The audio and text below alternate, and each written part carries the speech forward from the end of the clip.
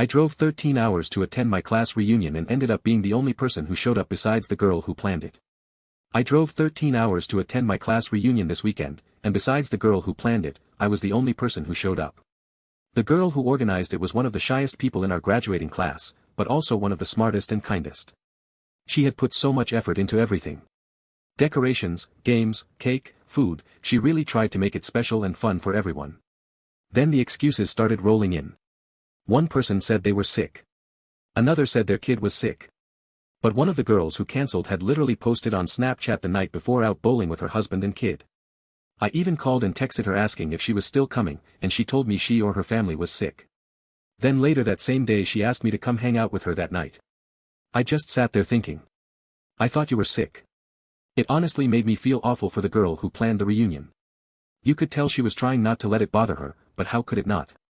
Imagine putting yourself out there, spending your own money, organizing everything, and then watching almost everyone flake at the last minute. What really got me is that I lived the farthest away out of everyone. I drove 13 hours to be there. The girl who planned it drove 2 hours. Most of the other people lived in town or maybe 30 minutes away.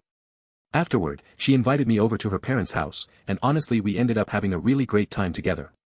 We rode around on golf carts, looked at her chickens, ducks, and turkeys, and just talked for hours.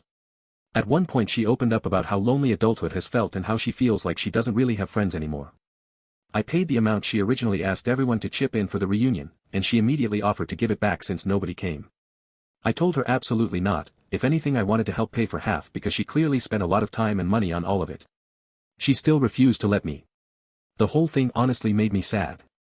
Not even just because people didn't show up, but because someone genuinely tried to create something thoughtful for people she cared about and almost nobody valued it enough to make the effort. I'm really glad I went though. I hope she knows at least one person appreciated everything she did. Here are some top comments. Comment 1, sounds like fate united two people who were compatible for friendship, winky face. Comment 2, this sounds like the plot of a rom-com. Comment 3, got the opposite situation for me. I was never invited. I heard through the grapevine that they all had a reunion.